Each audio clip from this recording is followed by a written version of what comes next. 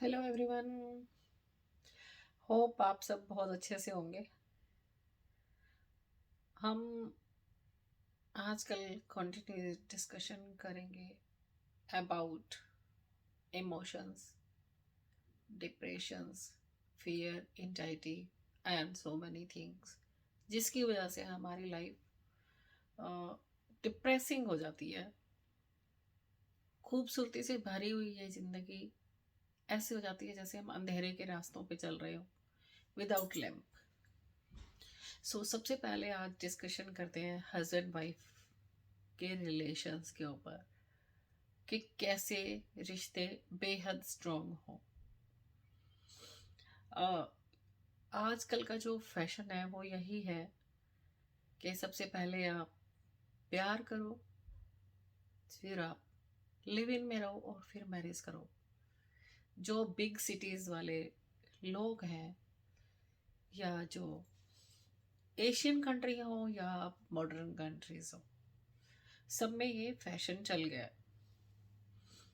परंतु मेरा ये मानना है, सबसे पहले अगर हम अट्रैक्शन या प्यार को पकड़ते हैं तो हम सबसे बाहरी परत को पकड़ते हैं। लाइक एक attraction, first attraction, like beauty, सामने वाले की ब्यूटी।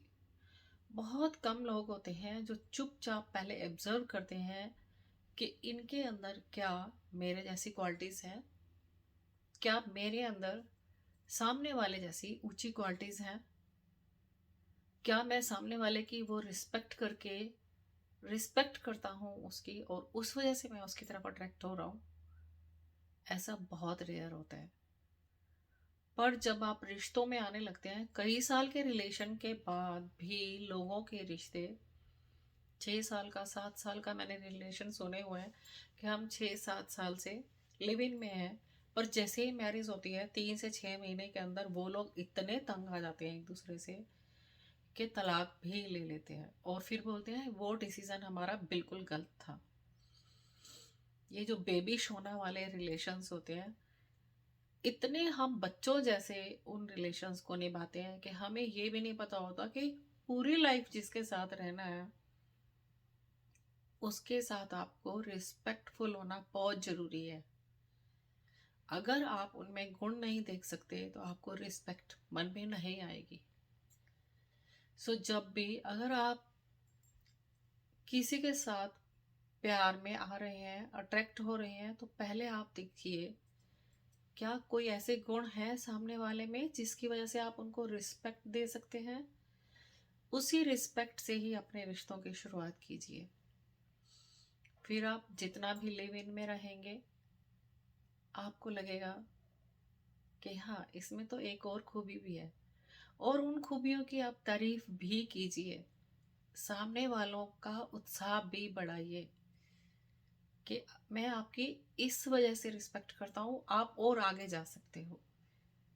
बूस्ट कीजिए सामने वाले को अनकंडीशनली, और आप हैरान होंगे, वही सामने वाला जिसकी आप तारीफ कर रहे हो वो आपका मिरर बन जाएगा और वो सेम ही आपको वो वैसी चीजें देना चाहेगा। वो भी चाहेगा कि वो आपकी अच्छी खूबियां देखे और वो भी आपको बूस्ट करेगा, और इस तरह से जो आपकी ग्रोथ होगी, आपका प्रेम बन जाएगा, प्रेम आपके अंदर, प्रेम का फूल खिल जाएगा। पहले अच्छे गुणों को देखकर और रिस्पेक्ट देना सीखिए। रिस्पेक्ट देने से ही आपके अंदर प्यार का फूल खिलेगा। ये तो हो गई जो अट्रैक्ट हो जाते हैं, लिव इन में आ जाते हैं। बहुत सारे ऐसे यंग बच्चे हैं जो शादी के टाइम पे आ चुके हैं, 20 से 25 साल, 27 साल, 30 तक के, 20 से 30 साल तक के, जिनका शादी का टाइम है लेकिन वो अपने पेरेंट्स की मर्जी से शादी करना चाहते हैं। तो जब भी उनके रिश्तों की बात होती है तो सामने वाले को, वो लड़का हो या लड़की, आप उनसे अपने मन की कुछ बातें रख सकते हैं कि आपको ये बातें रिस्पेक्टफुली चाहिए, आपके अंदर ये गुण हैं, और सामने वाले के भी गुण पूछिए कि उनके अंदर क्या ऐसी खासियत है। जिसकी वजह से वो पूरी जिंदगी उनके साथ रहने को तैयार हो जाए। आप कम से कम 2-3 बार मिलिए। एक झटके से फर्स्ट इम्प्रेशन वाला देख कर रिश्ते के लिए हाँ या ना मत कीजिए। जब आपको लगे कि आप ऐसे ही गुण ढूंढ रहे थे और आपके मन में रिस्पेक्ट आ जाए उस चीज के लिए, आपके मन में उनकी वो खूबसूरतियां गूंजने लग जाएं, तब आप उस रिश्ते के लिए हाँ कर दीजिए। रिस्पेक्ट में रिस्पेक्ट है, एक दूसरे की ग्रोथ को लेके रिस्पेक्ट, एक दूसरे की माइंड पावर को लेके रिस्पेक्ट, एक दूसरे के इमोशन की रिस्पेक्ट, एक दूसरे की फैमिली की भी रिस्पेक्ट है उसमें। हस्बैंड वाइफ का रिलेशन हमेशा और स्ट्रांग होता चला जाएगा और वो बेहद लवफुल होते जाएंगे। उनके अंदर प्यार का फूल खिलता जाएगा। जो लोग एक दूसरे के साथ रिस्पेक्टफुल होंगे उनके अंदर ऑटोमेटिकली प्यार का फूल खिल जाएगा। तो आप सोचिए लाइफ कितनी खूबसूरत होगी। पर अब कुछ और चीजें हैं। कुछ लड़के बहुत अच्छी अर्निंग कर रहे होते हैं हस्बैंड, और जैसे ही बच्चा हुआ वाइफ सोचती है अब मुझे काम करने की जरूरत नहीं है। लेकिन आप ये सोचिए कि अगर वो अर्निंग उसकी बंद हो गई और पहले दोनों करते थे, लेकिन खर्चा तो डबल हो गया क्योंकि बेबी भी है अब। पहले तो जो खर्चे थे, लेकिन अब एक बेबी है, बेबी का खर्चा भी बड़ों से ज्यादा होता है। बहुत सारी चीजें होती हैं उसकी जो कि आपको खर्चे को डबल कर देती है। तो अब उस वाइफ की भी जिम्मेवारी बनती है और उस हस्बैंड की भी जिम्मेवारी बनती है कि जो वो अपनी एवरी वीक जाके अपने ऊपर खूब उड़ाते थे पैसा, उस पर थोड़ा कंट्रोल करना होगा उनको। ये रिस्पेक्ट उनको एक दूसरे के लिए और बढ़ानी होगी, बैठ के प्लानिंग्स भी करनी होंगी कि खर्चा बढ़ चुका है, अर्निंग थोड़ी कम हो गई है, तो अब मिल के हम क्या क्या चीज़ें थोड़ी कम करें। एवरी वीक की जगह एवरी मंथ में हम वो वाले एक्सपेंस कर सकते हैं, और वो जो 3 वीक का, एवरी वीक के 3 वीक्स का मंथ में एक्सपेंस हमने घटाया है, वो बच्चे में आके पूरा हो जाता है और झगड़े होने फिर से कम होने के चांसेस हो जाते हैं। ये डिसीजन मिलके ही लेना होगा। और जो लड़कियां या जो लड़के अब शादी करने की तैयारी कर रहे हैं, ऐसे ही किसी के साथ अट्रैक्ट मत हो जाइए। उसके बहुत सारे गुण देखिए और उसके बाद ये भी देखिए क्या जो आप अपनी लाइफ में ग्रोथ करने के लिए इतने हार्ड वर्क कर रहे हैं, सामने वाला कहीं आपकी उस ग्रोथ में अड़चन तो नहीं बनेगा। तब ये प्यार भी नहीं है, ये अट्रैक्शन भी नहीं है, बकवास रिलेशन है वो। आपने अपने लिए कांटे बोने शुरू कर दिए हैं।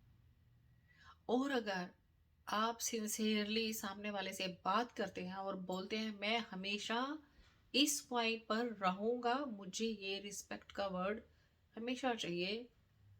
प्यार मीन्स रिस्पेक्ट है। अगर रिस्पेक्ट में कमी आती है तो इस रिश्ते का कोई फायदा नहीं है आगे ग्रो करने के लिए। तो सामने वाले को इस चीज का पूरा एहसास दिला दीजिए कि you are the strongest person.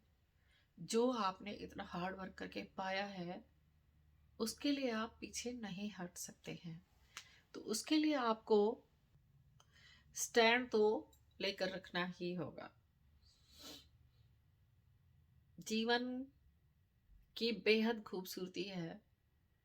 लेकिन अभी कुछ दिन पहले मेरे पास एक ऐसा केस आया जो कि इतना अजीब था।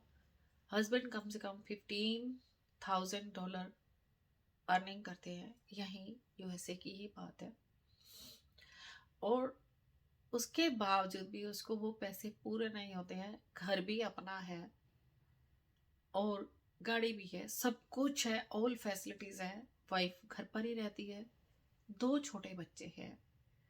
लेकिन वो हर रोज झगड़ा करती है कि ये कमी रह गई, ये कमी रह गई, ये कमी रह गई। वो कहते हैं कि मैं 12 से 13 घंटे काम करता हूँ। अब मैं 15 घंटे काम करने के बाद भी मेरा मन नहीं करता मैं घर पे जाऊँ, क्योंकि मैं सारा पैसा उसको देता हूँ।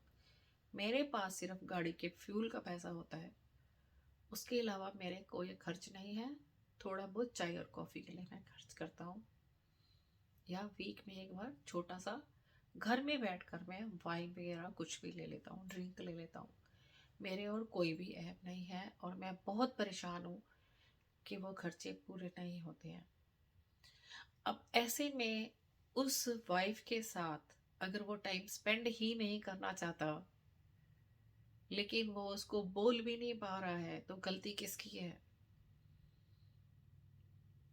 क्या उस इंसान ने अपनी वाइफ को समझाने की कोशिश नहीं की होगी? कहा होगा, बहुत कहा होगा, पर वो अगर इतनी जिद में आ गई है तो क्या ऐसे रिश्ते को, कहीं उस रिश्ते में क्या कोई रिस्पेक्ट है सामने वाले की इतनी मेहनत करने की? प्यार तो बहुत दूर की बात है। तभी मैं कहती हूँ कि रिस्पेक्ट जिसके मन में है वो अनकंडीशनल प्यार करता है, क्योंकि उसने पूरा स्वीकार किया है। छोटी छोटी गलतियों के साथ साथ बहुत सारी क्वालिटीज दिख रही हैं उसको, तभी सामने वाले के मन में रिस्पेक्ट आती है। आप अनकंडीशनली अगर रिस्पेक्ट करते हैं तो वो छोटी छोटी गलतियां भी गलतियां नहीं दिखती हैं, क्योंकि हम सब के सब 100% बेस्ट नहीं होते हैं। हम सब के अंदर कितनी भी अच्छी क्वालिटीज हो, 15 to 20% हम लोग मिस्टेक्स करते ही हैं, और वो हमें अपने में भी दिखाई देती हैं, अगर वो सामने वाले में भी दिखाई दे रही हैं। एक छोटी सी और बात कहना चाहूँगी, अ, उदाहरण दे रही हूँ, एग्जाम्पल दे रही हूँ। मान लिया कि आप घर में आए हो और छोटे छोटे बच्चों वाला घर है और वाइफ कंटिन्यू बिजी है, और वो हर रूम की लाइट ऑन करके और उसमें काम करके और बिना लाइट बंद किए चली गई है, और आप अचानक घर पे आए हो और आपने देखा सब घर की हर जगह की लाइट्स ऑन है, पर वो तो एक ही पोर्शन में है बच्चों के साथ, और वहां बैठ के अब वो टीवी देख रही है, तो आते ही क्या आप उसको धमका दोगे? नहीं। अगर आपके मन में रिस्पेक्ट है तो आप चुपचाप सब जगह की लाइट बंद कराओगे और प्यार से उसे कहोगे कि मैंने सब रूम्स की लाइट बंद कर दी है, थोड़ा सा ध्यान रखना।